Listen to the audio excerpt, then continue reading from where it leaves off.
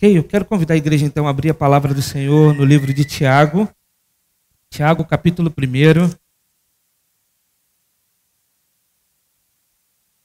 Tiago, capítulo 1, a partir do versículo 19 a 27. Tiago, capítulo 1, versículo 19 a 27. Tema da nossa mensagem hoje: a religião verdadeira. A religião verdadeira. Tiago, capítulo 1, verso 19 a 27, diz assim a palavra do Senhor. Meus amados irmãos, tenham isto em mente. Sejam todos prontos para ouvir, tardios para falar e tardio para irar-se, pois a ira do homem não produz a justiça de Deus. Portanto, livre-se de toda a impureza moral e da maldade que prevalece e aceitem humildemente a palavra implantada em vocês, a qual é poderosa para salvá-los. Sejam praticantes da palavra e não apenas ouvintes, enganando vocês mesmos.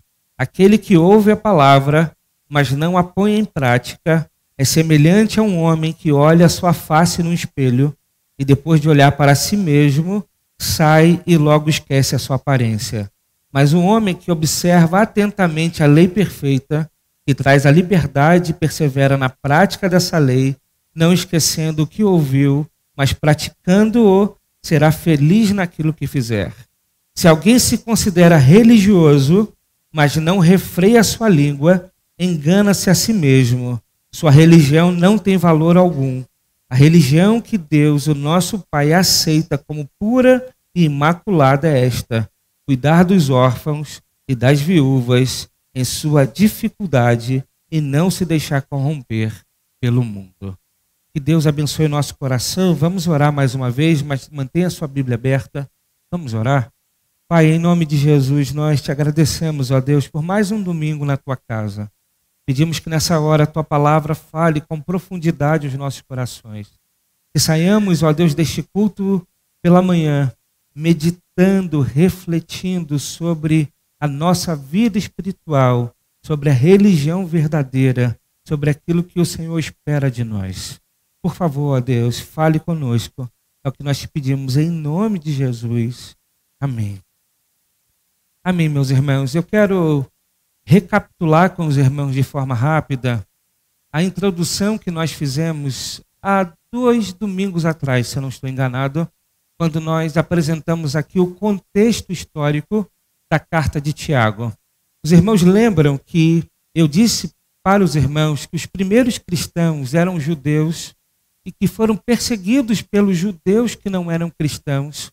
Isso está no livro de Atos, e eles tiveram então que fugir de Jerusalém.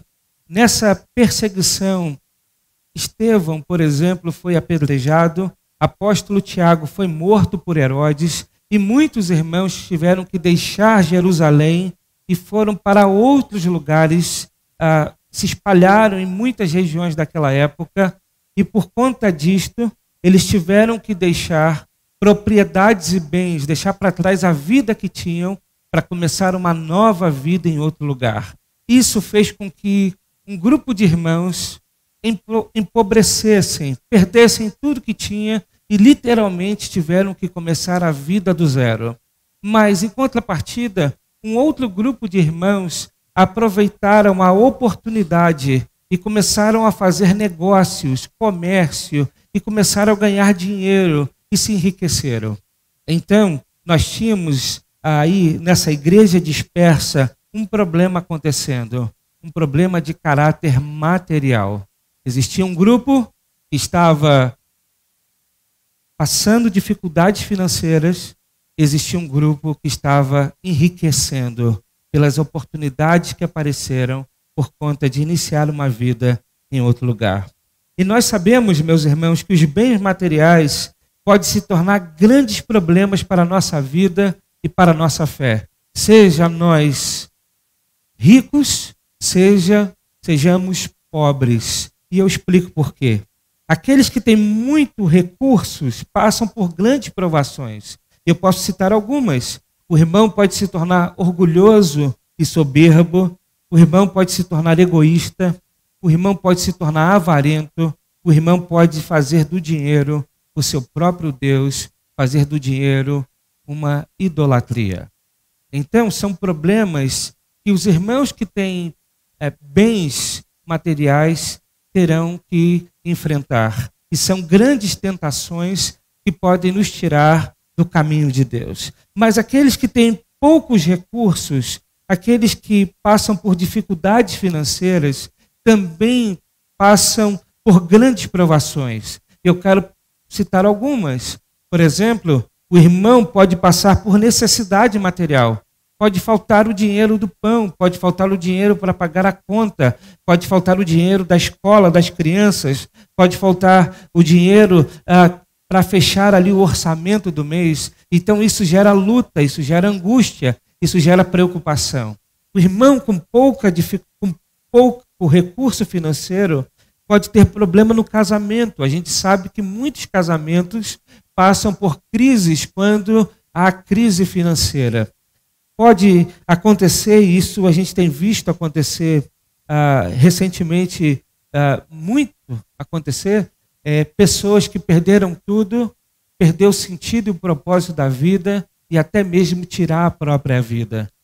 A falta de dinheiro ou a perda do dinheiro pode levar as pessoas à depressão, pode levar as pessoas a entender que a vida não tem mais sentido, não tem mais razão.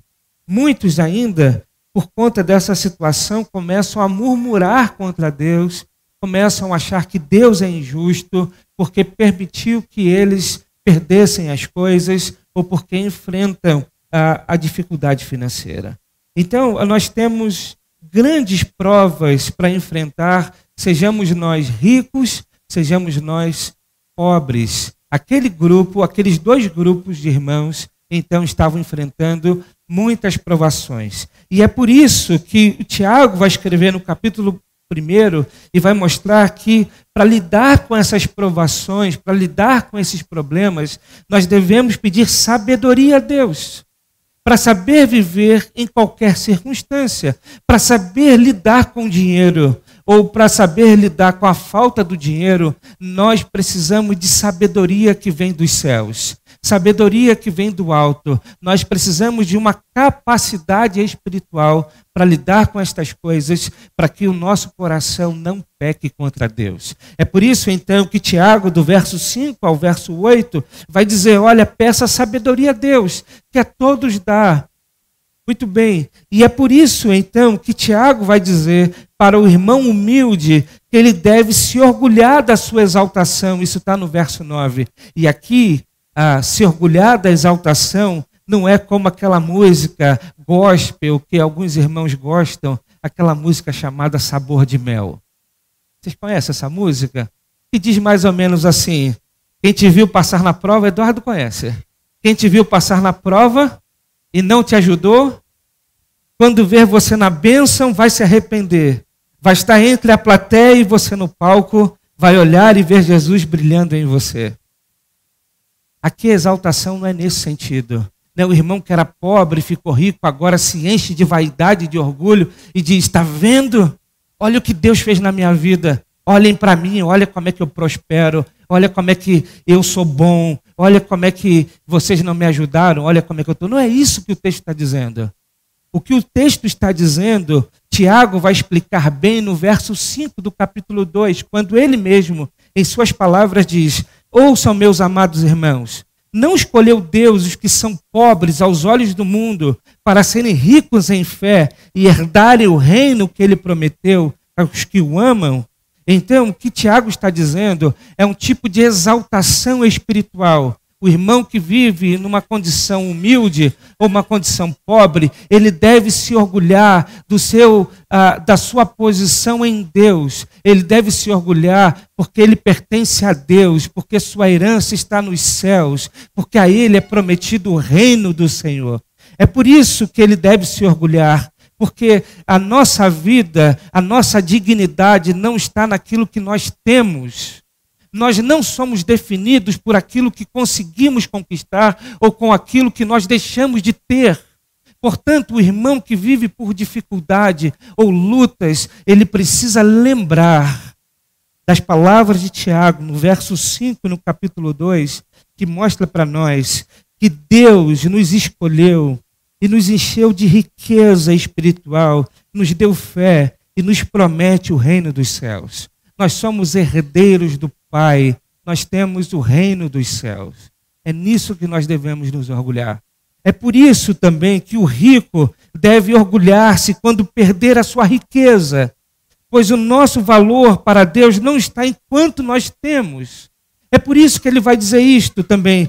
Tiago está trabalhando com o pobre e com o rico na sua carta. E é por isso que ele diz para o rico, olha, você deve se orgulhar se você perder tudo, porque o seu orgulho não está naquilo que você tem. O seu orgulho está naquilo que é imperecível, aquilo que você não pode perder, porque as coisas desse mundo são materiais, são perecíveis, são passageiras.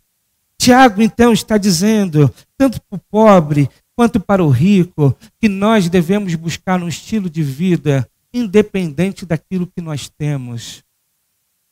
E para viver desta forma, só através da sabedoria que vem dos céus.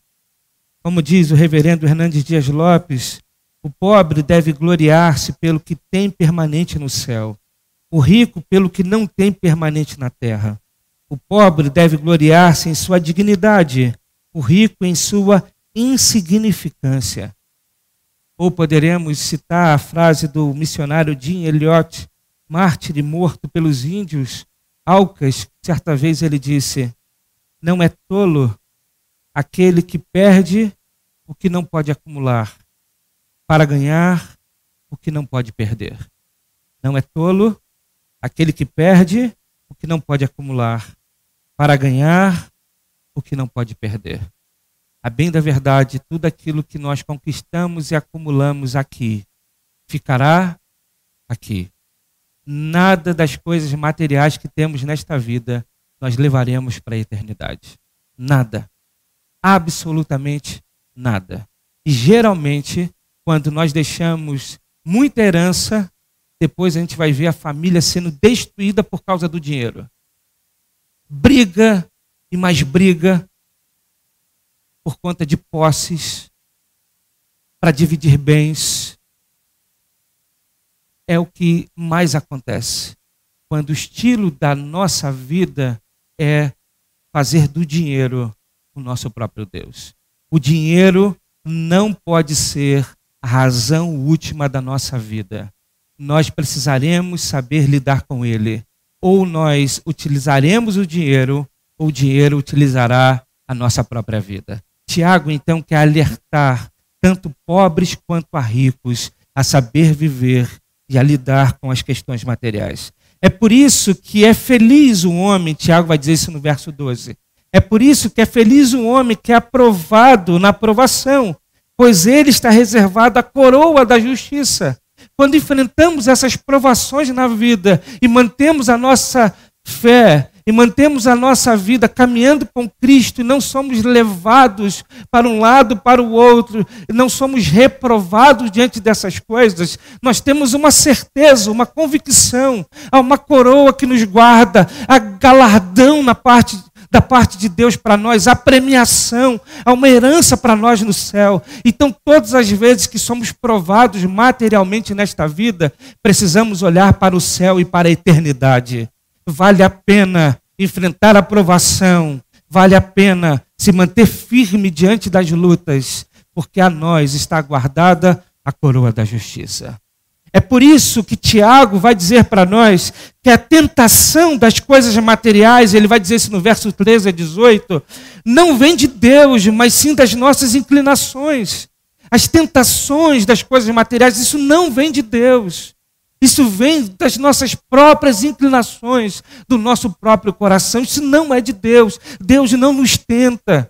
E nós somos tentados constantemente pela cobiça do nosso coração, pela avareza do nosso coração, pelo desejo do nosso coração de ter, de conquistar, de ter cada vez mais. Nós seremos tentados o tempo todo. Portas se abrirão o tempo todo. E a pergunta que a gente precisa fazer é: será que é de Deus? Será que de fato é de Deus? Será que esta porta me aproxima de Deus? Ou essa porta me afasta de Deus? Esse tipo de discernimento só é possível a partir da sabedoria que vem do alto. Por isso que Tiago diz: peça essa sabedoria a Deus. Esse discernimento não pode vir do pastor, esse discernimento não pode vir do seu conselheiro, esse discernimento não pode vir do seu amigo, esse discernimento não pode vir do irmão que está do seu lado, do seu pai, da sua mãe, daqueles que estão perto de você. Esse discernimento tem que vir de Deus. É Deus que precisa nos dar essa sabedoria. Porque portas parecem ser maravilhosas, parecem ser abundantemente abençoadoras, mas pode ser uma porta da inclinação do nosso coração. E se nós entrarmos por ela, o pecado vai ser gerado e vai gerar a morte. É isso que Tiago diz. Portanto, para termos sabedoria, para saber quais as portas nós devemos entrar, temos que nos colocar diante do Senhor e buscar esse discernimento que só pode vir da sabedoria do Senhor. É dentro desse mesmo contexto que precisamos continuar olhando para os versos 19 a 27. E aí, o verso 19, Tiago vai trazer um outro conselho para nós. Porque quando estamos passando por lutas materiais, escassez e dificuldades financeiras, temos a tendência de nos irritarmos, de murmurarmos, de ficarmos angustiados, de reclamarmos até da justiça de Deus. E aí Tiago vai trazer um conselho para nós. E qual o conselho que Tiago traz no verso 19? Fale menos, tenha paciência, ouça mais. O muito falar não produzirá a justiça de Deus. Fale menos, tenha mais paciência, ouça mais. O muito falar não produzirá a justiça de Deus. O verso 19 diz: meus amados irmãos, tenham isto em mente. Sejam todos prontos para ouvir, tardios para falar e tardio para irar-se. Veja que, se a gente entender isso dentro do contexto, quando a gente passa por dificuldade financeira, o que acontece com o nosso coração? A gente fica tão angustiado, a gente fica tão agitado, que a gente vai perdendo a paciência. A gente vai perdendo a paciência. E a gente começa a colocar para fora essa angústia de uma forma ruim, com ira. E essa ira, muitas vezes, é descontada nas pessoas que estão próximo de nós. E sabe por que a gente desconta nas pessoas que estão próximas de nós? Porque a gente não pode descontar em Deus. Porque a nossa vontade é descontar em Deus. A nossa vontade é dizer para Deus: Deus, eu não aceito essa situação. Deus, eu não sei por que você está fazendo isso comigo. Eu não aceito, só que a gente não consegue, ou não tem coragem, ou sabe que é errado fazer isso para Deus. Então a gente acaba jogando essa angústia para fora e machuca aqueles que estão do nosso lado. A gente usa da ira. É por isso que muito casamento acaba quando há crise financeira. O que Tiago está dizendo é: no momento da escassez, não adianta falar muito. É necessário ouvir mais. Não adianta colocar para fora a ira, porque ela não produz a justiça de Deus. Quando a gente começa a falar muito, a gente começa a murmurar, a gente começa a reclamar, e a gente começa a esquecer daquilo que Deus tem feito na nossa vida e como Ele tem nos sustentado até aqui. É exatamente isso que aconteceu com o povo no deserto. O povo estava escravizado no Egito, passando as piores dificuldades possíveis. Deus, então, ouve a oração do povo, levanta um libertador. Esse libertador tira o povo da escravidão, E eles vão para o deserto. Quando chega no deserto, o povo começa a olhar para trás e dizer: lá no Egito, eu tinha comida na panela. Lá no Egito, eu tinha frutas. O povo começa a querer voltar para o Egito. Porque as angústias do nosso coração, muitas vezes nos leva a querer resolver a coisa do nosso próprio jeito. Da nossa própria maneira. E a palavra que Deus traz através de Tiago é: calma, tenha paciência, fale menos, ouça mais, porque a tua ira não vai mudar os planos de Deus, não vai produzir justiça em Deus. Isso é algo interessante, porque a gente às vezes julga a Deus a partir de nós, ou a partir daquilo que nós enfrentamos. Como se Deus fosse injusto por nos permitir passar por dificuldades. Mas, irmãos, não é isso que a Bíblia apresenta. A Bíblia diz para nós, e a gente olha isso desde Adão que nos representava, mas a gente não precisa ir tão longe. A gente pode olhar para a nossa vida, para a humanidade do nosso tempo. Nós, seres humanos, naturalmente escolhemos viver longe de Deus. Naturalmente nós buscamos viver uma vida sem Deus.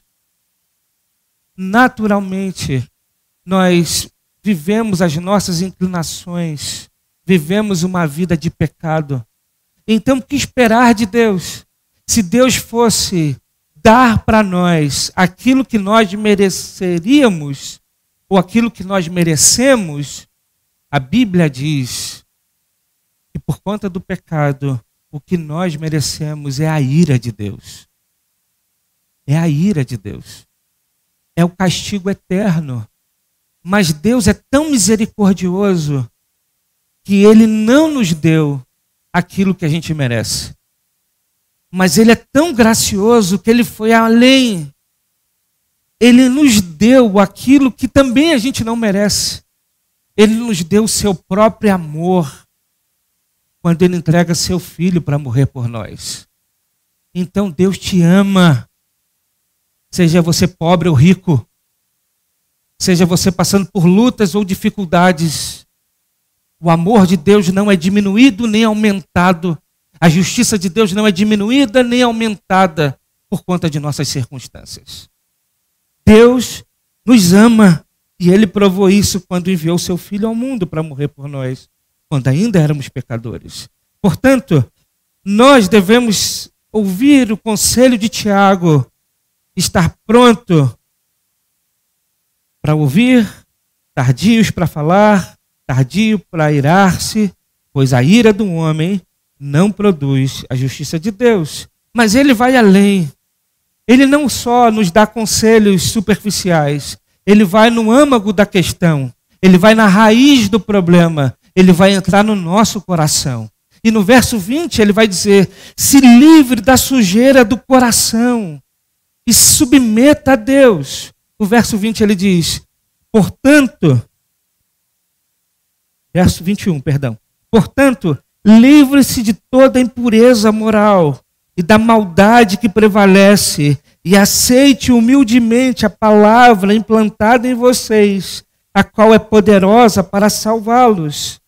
Tiago está dizendo, a maneira como você está lidando com isso, a maneira como você lida com dinheiro ou rico, e ele está falando do rico do seu tempo, ou a maneira que você está lidando com isso ou pobre, ele está falando com o pobre do seu tempo, é um problema do teu coração. Você não está enxergando bem as coisas, porque o teu coração tem raízes aí de pecado. O teu coração está sujo pela impureza moral.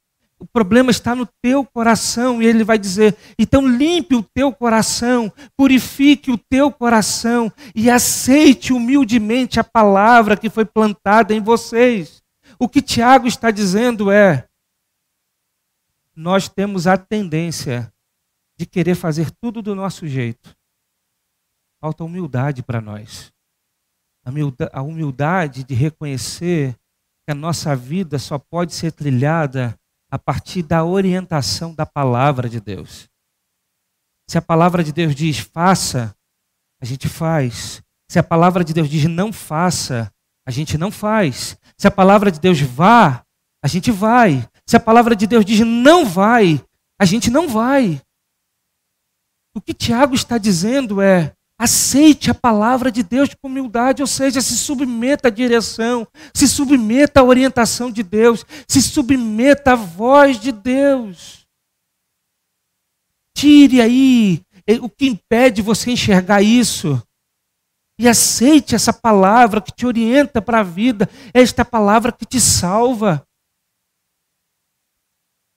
Então Tiago nos dá um conselho, ele vai além, ele vai ao problema do nosso coração. Mas ainda, ele vai dizer, sejam praticantes da palavra. Não adianta apenas ouvir a palavra, é necessário praticar a palavra. Não adianta saber o certo, é necessário praticar o certo. Não adianta apenas ouvir a voz de Deus, mas buscar tomar decisões erradas. Então ele vai te dar um outro conselho, ele vai dizer, seja praticante da palavra. Verso 21 a 25 vai dizer assim, portanto, livre-se de toda impureza moral e da maldade que prevalece. Aceite humildemente a palavra implantada em vocês, a qual é poderosa para salvá-los. Sejam praticantes da palavra e não apenas ouvintes, enganando a vocês mesmos. Aquele que ouve a palavra, mas não a põe em prática, é semelhante a um homem que olha a sua face num espelho e depois de olhar para si mesmo, sai e logo esquece a sua aparência.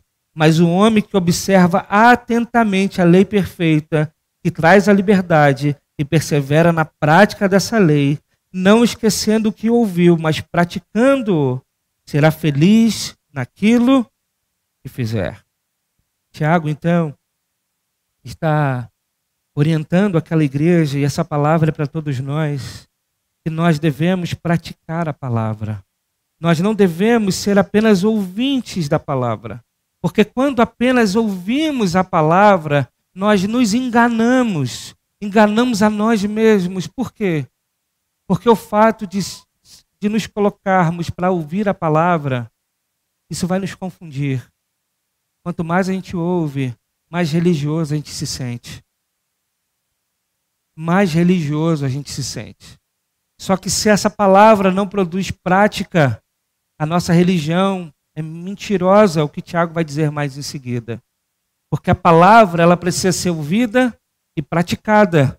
A gente precisa entender que quando a gente vem domingo após domingo ouvir a palavra, não é apenas para ouvir a palavra, não é apenas para dizer, olha que sermão legal, olha que palavra maravilhosa, olha como os louvores foram bem tocados. Não! Quando a gente se submete para ouvir a palavra, o que Deus quer é que a gente aprenda essa palavra e coloque em prática em nossa vida. Porque se a gente apenas senta para ouvir, nós nos enganaremos. Nós nos tornaremos com aparência de religiosidade, mas não teremos prática que demonstre de fato a nossa fé. Tiago vai demonstrar isso com um exemplo. Ele vai dar o exemplo do espelho. E com esse espelho aprendemos pelo menos duas coisas. A primeira, quando ouvimos a palavra, passamos a enxergar de fato quem nós somos. O autoexame acontece, mas se não praticarmos, não haverá nenhuma mudança de quem somos. Quando nós ouvimos a palavra, é como se nós estivéssemos olhando para o espelho. E quando a gente olha para o espelho, a gente vê o nosso reflexo. A palavra de Deus faz exatamente isso com a gente. Quanto mais a gente ouve a palavra, mais nós nos conhecemos. Mais nós entendemos as nossas fraquezas, mais nós observamos as nossas inclinações, mais nós entendemos aquilo que nós devemos melhorar. Mas não adianta apenas ouvir, ser confrontado com a palavra e não praticar a palavra, porque se não praticar a palavra, nenhuma mudança real acontecerá na nossa vida. A gente vai se tornar um cínico. A gente vai saber o que é certo, mas não vai praticar o certo. Então, Tiago quer nos ensinar, com o exemplo do espelho, essa verdade. A palavra é confrontadora. Ela nos leva ao autoexame, mas não apenas devemos ter consciência dos nossos pecados, não apenas devemos ter convicção do pecado, nós devemos nos arrepender e praticar a palavra para que de fato haja mudança na nossa vida. Mas a segunda coisa que a gente pode aprender com a imagem do espelho é que naquele tempo o espelho não era um espelho tão bom, vamos dizer assim, como o nosso. A gente olha hoje para um espelho e a gente vê exatamente a nossa aparência. A gente sabe exatamente como nós somos, como é que é a nossa imagem. Mas no tempo de Tiago não existia espelho dessa forma. No tempo de Tiago o espelho era feito de latão. Então quando você se aproximava de um espelho, você via uma sombra, um borrado, uma imagem não bem definida daquilo que você é. Então, você precisava, para entender quem você precisava voltar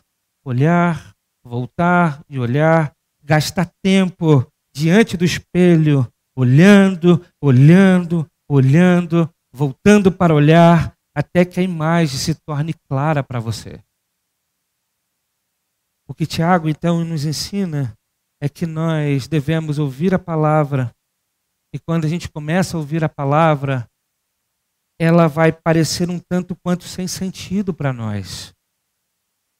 Falar certas coisas que mexem com a nossa maneira de enxergar a vida, falar certas coisas que mexem com a maneira que nós aprendemos a respeito da fé, a respeito de como nós devemos praticar as coisas, isso mexe com a gente. Isso nos confronta e muitas vezes parece sem sentido.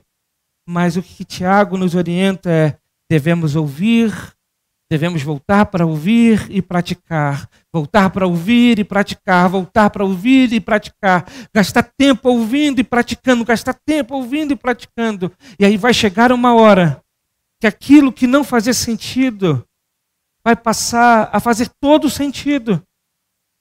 E mais, aquilo que parecia ser loucura vai se tornar a coisa mais sensata da vida. E aí, a pessoa que pratica dessa forma, ela vai perceber que a lei que parecia que restringe, na verdade, é a lei da liberdade. Os mandamentos que pareciam ser pesados, na verdade, são bons quando são obedecidos. E aí ele passa a ser feliz no que ele faz. Ele encontrará o propósito real naquilo que ele faz. E ele vai entender que o propósito daquilo que ele faz é a glória de Deus.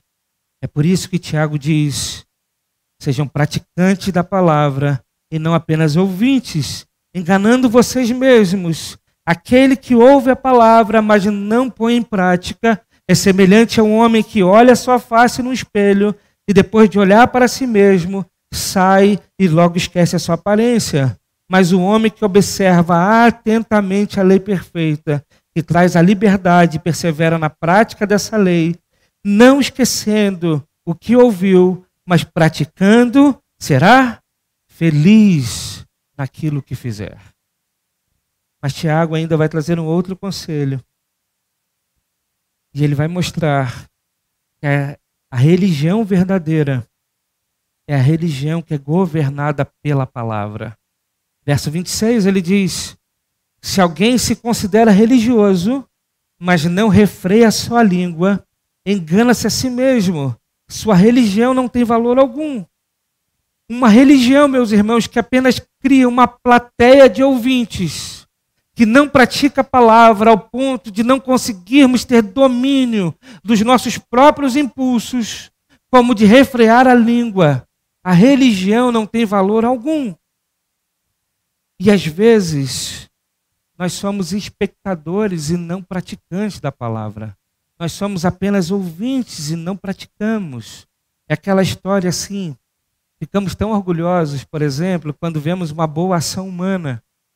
mas nós, muitas vezes, não fazemos aquelas ações.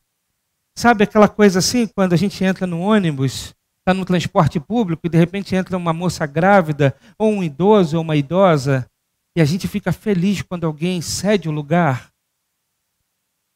mas ao mesmo tempo a gente não se moveu para dar o nosso lugar.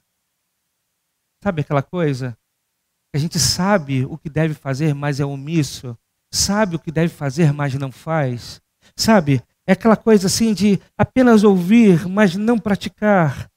Quero dar um outro exemplo. Uma boa ilustração a gente encontra no livro de Cícero. Cícero foi um romano que viveu há um século antes de Cristo. Foi um jurista, um orador, e ele escreveu vários livros. E tem livros traduzidos no português para nós. Tem um livro chamado A Velhice, ou Como Ficar Velho. É um livro muito interessante. A gente que está ficando velho, seria bom ler. Eu já passei da fase de dizer que sou jovem. Então, ele diz algo assim. Ele conta uma história, uma ilustração no livro. Ele diz algo assim. Havia um idoso que entrou no teatro em Atenas. E aquele idoso, com muita dificuldade, entra no teatro e o teatro está lotado de pessoas. E ele entra, vai olhando para um, olhando para outro, e ninguém cede o lugar. Ninguém cede o lugar. Ele vai passando as primeiras fileiras, vai chegando à frente. Quando ele chega à frente, na frente tem uma fileira especial, de convidados especiais. E aí, de repente, quando ele chega à frente, o seu olhar cruza com o olhar do embaixador. O embaixador olha para aquele idoso, levanta e cede o lugar para ele. Quando o embaixador faz isso, imediatamente a plateia se levanta e começa a bater palma. Aí Cícero vai dizer: a plateia foi capaz de levantar para bater palmas por um gesto e por uma atitude certa de alguém. Mas ela não foi capaz de levantar para ceder o seu lugar. Muitas vezes nós somos assim. Nós ficamos orgulhosos e felizes quando nós olhamos as obras praticadas por outros. Mas muitas vezes nós não estamos praticando as obras que nós devemos praticar. Ficamos felizes quando olhamos e vemos irmãos caridosos abençoando a vida de outras pessoas. Mas muitas vezes nós não estamos dispostos a dividir e repartir aquilo que Deus tem nos dado. Somos muitas vezes religiosos de plateia. Estamos no teatro, apenas ouvindo e aplaudindo. Aqueles que nós achamos que têm praticado aquilo que nós sabemos que também devemos praticar. O que Tiago, então, está dizendo aqui, que a nossa religião, ela é verdadeira quando nós praticamos a palavra ao ponto de ter o controle dos nossos próprios impulsos. E quando a gente passa por dificuldade financeira, e na minha avaliação do contexto, eu entendo que o verso 26 ele está falando para aqueles que estão passando por dificuldade financeira. Quando a gente passa por problema, é aí que a gente está mais suscetível aos impulsos da ira, como eu disse, mas os impulsos de entrar por qualquer porta, a porta do empréstimo, a porta do agiota, a porta de fazer qualquer coisa sem pensar muito bem, para sair daquela situação imediata, mas que vai gerar uma bola de neve, um problema maior, e a gente vai acabar dando mau testemunho, a gente vai acabar desonrando a Deus. Sabe? É isso que Tiago está dizendo. A nossa religião, ela precisa ser de praticantes e não apenas ouvintes. Então, para os que estão passando dificuldades, precisam ter paciência, parar de reclamar e praticar a palavra. E é claro que isso pode ser aplicado em outros contextos, né? Pode ser aplicado para os fofoqueiros, etc. Mas eu estou aqui tentando fazer aplicações dentro do contexto apenas. E se o grupo pobre precisa ter paciência e parar de murmurar, A pergunta é: o que precisa fazer o grupo rico? Tiago vai dizer no verso 27, o que o grupo rico precisa fazer. E ele vai dizer assim: a religião que Deus, o nosso Pai, aceita como pura e imaculada é esta: cuidar dos órfãos e das viúvas em suas dificuldades e não se deixar corromper pelo mundo. O que Tiago está dizendo então para o grupo que tem posses é: você deve cuidar daqueles que precisam. Você deve cuidar dos necessitados da tua comunidade. Você deve amar o próximo. Você deve cuidar do seu irmão. Você deve repartir aquilo que Deus tem te dado para cuidar do seu irmão. Porque essa é a religião que Deus aceita. É claro que Tiago não está aqui dizendo na religião no sentido do religare. Porque Tiago sabe muito bem que nós somos religados com Deus por meio de Cristo e nós somos salvos por meio da fé. Tiago não está em nenhum momento defendendo uma religião por obras. Tiago sabe que o conteúdo do cristianismo não é as obras, não é o amor ao próximo. Tiago sabe que o conteúdo do cristianismo é Cristo. É aquilo que Cristo fez por nós, mas a expressão da nossa fé, a expressão do nosso cristianismo é amar uns aos outros. Como diz João na sua carta, ele vai dizer: se nós não amamos quem vemos, como somos capazes de amar aquele que nós não vemos? Como João diz, como é que podemos dizer que amamos a Deus se nós não conseguimos amar aqueles que estão ao nosso lado? Aqueles que compartilham da mesma fé, aqueles que caminham numa mesma trajetória de vida. Então, o que Tiago está dizendo para o grupo rico é: vocês precisam cuidar dos necessitados. Se as obras não são conteúdo da religião, mas ela é a expressão. E aí a pergunta é: como podemos continuar juntando riquezas e olhando para o nosso lado e percebendo os nossos irmãos em necessidade e não fazemos coisa alguma? Como podemos continuar encastelados, pensando apenas em nós mesmos, tentando conquistar os nossos próprios sonhos, tentando constituir bens, propriedades? Não estou dizendo que isso seja errado, gente. Não é isso, mas isso não pode tomar o nosso coração ao ponto de fazer com que a gente esqueça das pessoas que estão no nosso lado. Como é que a gente pode viver assim? Esse tipo de religião é somente de ouvintes e não praticantes da palavra. É por isso que esse tipo de religião não tem valor algum para Deus. E aí a gente precisa refletir a respeito disso. E eu quero terminar minha palavra perguntando: qual é o grupo que nós estamos? Qual é a fase da tua vida hoje? Você é a fase que luta pelas dificuldades financeiras? Ou você é a fase de alguém que já encontrou a estabilidade financeira? Qual é a fase? Todas as duas fases. Haverá grandes tentações e nós enfrentaremos muitas provações. Por isso precisamos de sabedoria do alto.